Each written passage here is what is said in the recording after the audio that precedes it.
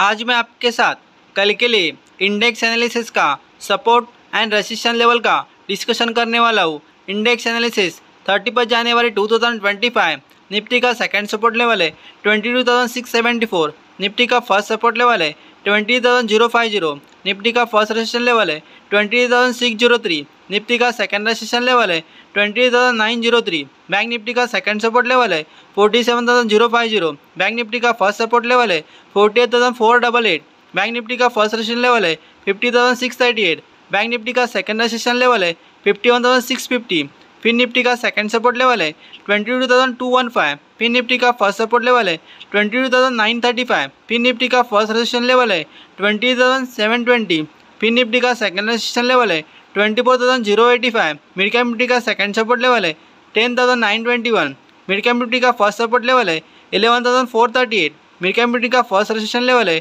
12,292, mid cap Nifty का second resistance level है 12,704,